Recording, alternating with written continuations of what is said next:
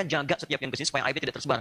Jadi saya minta pada ustadz-ustadz bersangkutan, tolong nasihati itu murid-muridnya, supaya bisa menyebarkan yang baik-baik. Kalau tidak bisa, diam saja, karena kasihan ustadz-ustadz jadi aib nanti ya. Saya itu tidak buka, karena banyak kebaikan juga pada ustadz-ustadz bersangkutan, dan antum bisa ambil ilmunya. Kalau kita sebarkan yang benarnya nanti, antum antipati, nanti kebaikannya nggak akan antum ambil. Kurang apa lagi saya? Saya tutup aib buru-buru antum, antum sendiri buka keburukan-keburukan yang tidak harus. Antum buka ke sini kok nawarkan. Ustaz, saya jamin antum nggak akan diganggu lagi. Atau antum asal antum ikut daurah aja. Daurahnya di Malang, ada syekh nanti akan datang ke sini, syekh Arab disebutkan si fulan.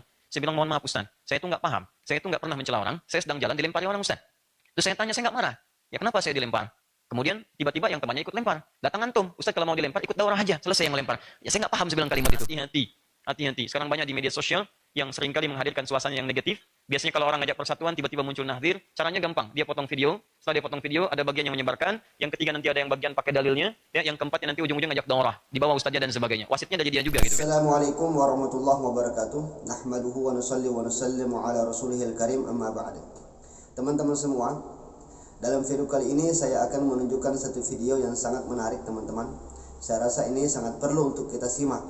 Karena dalam video ini Ustadz Adi Hidayat akan membongkar tentang sisi lain dari Salafi Wahabi. Jadi dalam video tersebut beliau menyampaikan ternyata selama ini beliau sering diajak oleh orang-orang Salafi Wahabi untuk melakukan pertemuan secara tertutup, secara empat mata. Tapi beliau tidak mau. Beliau maunya secara terbuka, dilihat oleh umum, disaksikan oleh umum, bahkan kalau bisa direkam sehingga bisa tersebar kemana-mana videonya. Akan tetapi Salafi Wahabi selalu mengajak Ustadz Adi Hidayat ini untuk melakukan pertemuan secara tertutup. Jadi orang-orang Salafi Wahabi ini sudah merasa resah, sudah merasa terganggu dengan dakwanya Ustadz Adi Hidayat.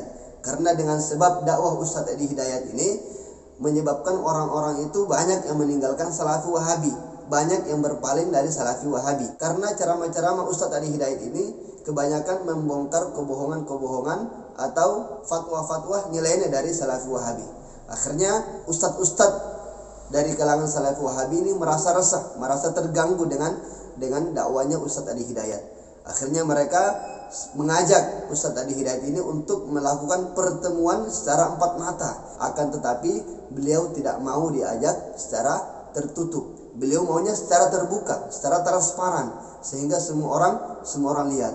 Bahkan dalam video itu beliau menyampaikan, beliau berkali-kali diajak untuk ikut daurah Salafi Wahabi. Orang-orang Salafi Wahabi ini sangat ingin, sangat bergairah agar Ustadz Adi Hidayat ini masuk ke kelompok mereka, masuk ke barisan mereka, yaitu barisan Salafi Wahabi. Tapi perlu diketahui, Ustadz Adi Hidayat ini bukanlah orang awam, bukanlah orang yang tidak punya ilmu, yang gampang dipengaruhi dengan satu dalil saja, dengan dalil kullu bid'atin dhalalah terus langsung ikut. Enggak seperti itu. Ustadz Adi Hidayat ini adalah orang berilmu, tahu mana yang benar, mana yang salah, mana akidah yang benar, mana akidah yang salah, mana pemahaman yang benar, mana pemahaman yang salah.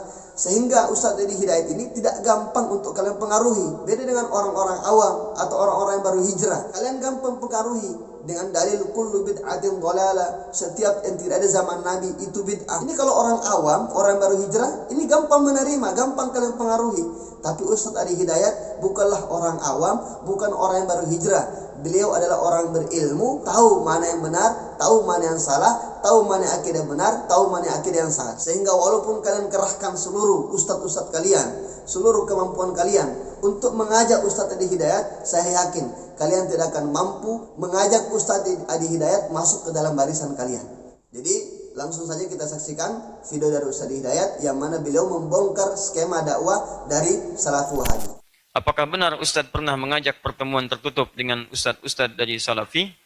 Dan apakah benar berita yang menyebutkan bahwa Ustadz akan ada pertemuan antara Ustadz dengan asatidz Salaf yang difasilitasi Syekh dari Madinah? Masya Allah. Luar biasa, apa hubungannya dengan Quran Sunnah Solution? Apakah benar Ustadz mengajak pertemuan tertutup? Tidak benar. Saya selalu mengajak yang terbuka. Ya, kalau ada datang silahkan, kami terbuka. Yang mengajak tertutup sebaliknya justru. Begitu saya ngundang terbuka, pengennya tertutup. Misal, contoh ya, sebentar. Kayaknya masih ada di HP saya. Karena di handphone kami ada semua. Ya, cuma biasanya kalau kami tuh nggak pernah buka ini, yang begini untuk apa gitu. Ini nggak ada pentingnya, nggak ada macam-macamnya. Cuma jadi rame-rame saja gitu kan. Ini nggak bermanfaat kalau yang seperti ini. Tapi kadang-kadang kita tuh tutup untuk jaga aib ya. Coba yang seperti ini kalau namakan ustadz-ustadz, coba cek sama ustadznya, betul nggak? Kalau ustadznya membenarkan, berarti ustadznya berdusta. Kalau ustadznya kemudian menyalahkan, berarti orang yang menyebarkan ini berdusta. Ya, setiap kami mengajak selalu terbuka, silahkan, bahkan sampaikan. Kalau ada masukan saya salah, saya terima. Kemudian saya ralat begini, begini, begini. Ya, ada baiknya coba kita tunjukkan dulu, bertemu dulu dengan baik, kan? Bisa itu ada para ulama dulu begitu. Ya, sekarang bikin kaidah sendiri, nggak ada pertemuan, tulis bantah ya bantah. Ngapain berbantah-bantah? Nggak ada kerjaan. Ya, kita ketemu dulu, diskusi dulu, macam-macam. Alhamdulillah. Dan semua baik menggunakan handphone, yang datang ke masjid, ada rekaman, ada video, ada CCTV-nya. Nah, semua yang datang tuh mintanya tertutup. Ginilah, antum bisa baca. Alhamdulillah. Jangan ketawa, baca aja ya. Bismillah. Kalau saya yang baca nanti saya diminta dusta. Dia dikira nanti mengarang. Sini mas, berdiri mas. Nama antum siapa? Imran. Masya Allah. Nanti baca surat Ali Imran ya. Jangan ketawa. Imran. Panggilan sehari-hari kulhu. Ya. Luar biasa. Ini baca nih. Ini dari sejak dulu. Tahdzir pertama nih. Minta ketemuan ya. Baca aja. Tapi tolong. Nama dirahasiakan. Jangan disebut nama-nama ini ya. Antum baca sampai akhir ini. Ini permintaan kepada saya. Antum baca deh. Namanya nggak usah. Ini aja. Baca. Bismillah. Bismillahirrahmanirrahim. Assalamualaikum warahmatullahi wabarakatuh. Ustadz Adi, bagaimana kabar antum? Semoga senantiasa dianugerahkan kesehatan dan kebaikan selalu. Saya salah satu member, nggak usah Ustadz teh.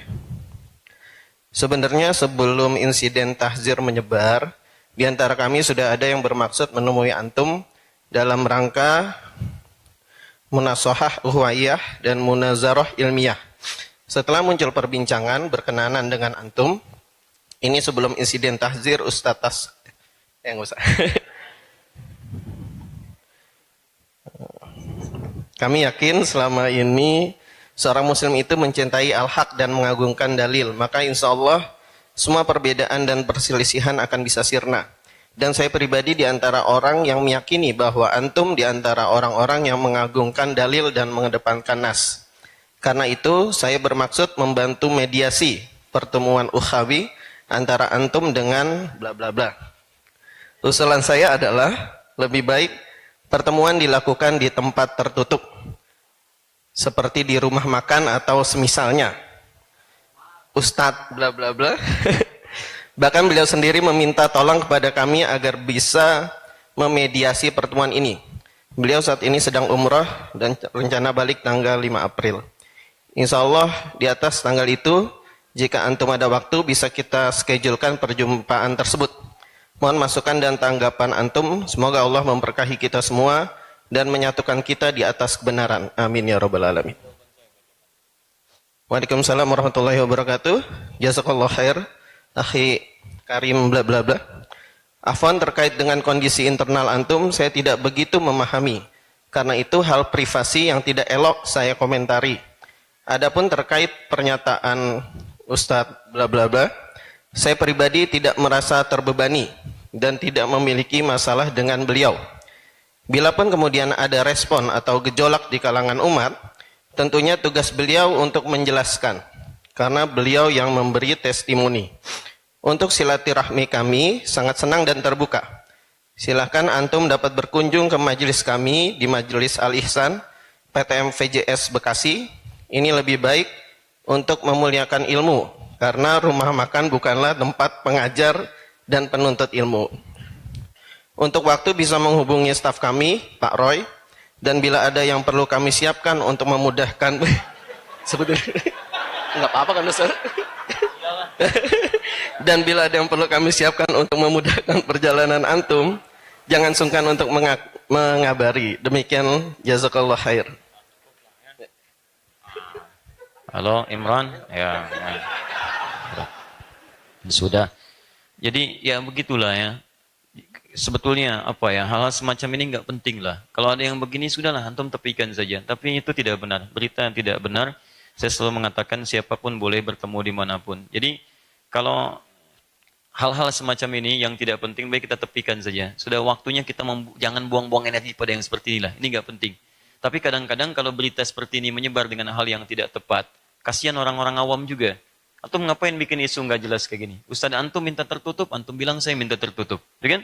Semua rekamannya ada di sini. Di handphone ini ada SMS-nya, di sini ada CCTV yang pernah datang, kami minta terbuka, dia minta bertemu 4 mata, rekamannya juga ada, videonya ada, bahkan polanya selalu sama dengan sebelum-sebelumnya. Saya jaga setiap yang kesini supaya aibnya tidak tersebar. Jadi saya minta pada ustadz-ustadz bersangkutan, tolong nasihati itu murid-muridnya, supaya bisa menyebarkan yang baik-baik. Kalau tidak bisa, diam saja, karena kasihan ustadz-ustadz jadi aib nanti ya. Saya itu tidak buka, karena banyak kebaikan juga pada ustadz-ustadz bersangkutan, dan antum bisa ambil ilmunya.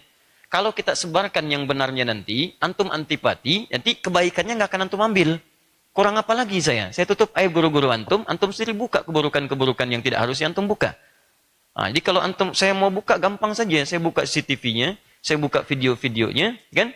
Dan tidak harus untuk apa capek seperti itu. Ya, jadi biasanya begitu. Bahkan ada yang kesini kok nawarkan, Ustaz, saya jamin antum nggak akan diganggu lagi. Atau asal antum ikut daurah aja. Daurahnya di Malang, ada syekh nanti akan datang ke sini, syekh Arab disebutkan si fulan. Saya bilang, mohon maaf Ustaz, saya itu nggak paham. Saya itu nggak pernah mencela orang, saya sedang jalan dilempari orang Ustaz. Terus saya tanya, saya nggak marah. Ya kenapa saya dilempar? Kemudian tiba-tiba yang temannya ikut lempar. Datang antum, Ustaz kalau mau dilempar ikut daurah aja, selesai yang melempar. Ya saya nggak paham saya bilang kalimat itu.